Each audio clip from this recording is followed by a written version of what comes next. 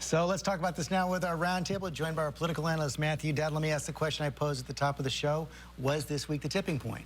I think it was the tipping point to showing us that Donald Trump has great capacity to harm himself.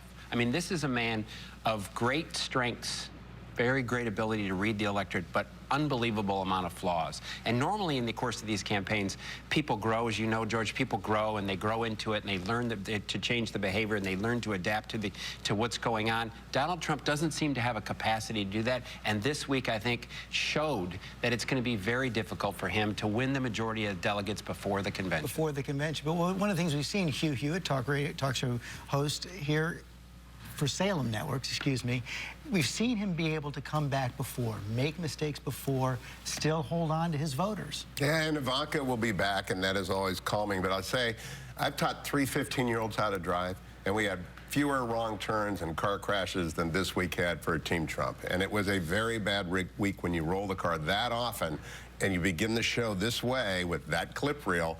He's going to lose Wisconsin. Ted Cruz is going to win Wisconsin. The question is, by the time he comes here to your hometown and his hometown, can he put it back together again? That is the question, Donna Brazile. Meantime, taking a huge hit, especially with women. Absolutely, George. Look, there's a new poll out, Marquette University. 70% of women in Wisconsin disapprove of Donald Trump, but for Republican women, it's 45%. You cannot win without women.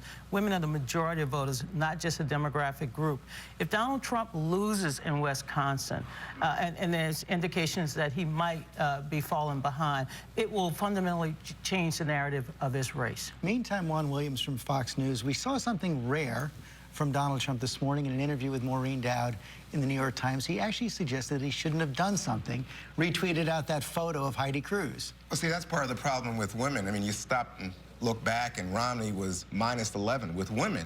Trump looks like he's going to triple that. I mean, he's going, you know, the whole way here. The problem is not just the Twitter feed, it's the abortion, the idea of punishing women.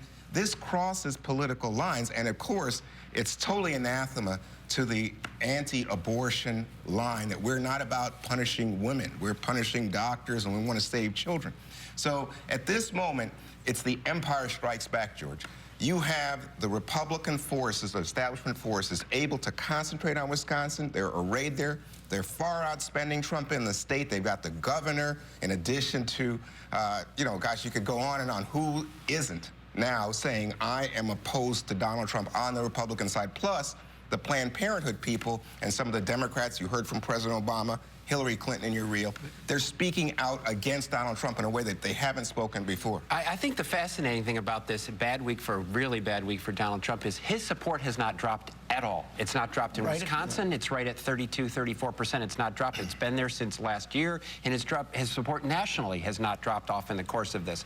I don't think it's so much as the anti-Trump movement's done this. I think Donald Trump has capped himself in an ability to win a general election. It's made it very difficult, and the ability to expand his support. But his supporters are still really strong. He has a concrete floor and maybe a concrete ceiling as well. At least that's the question.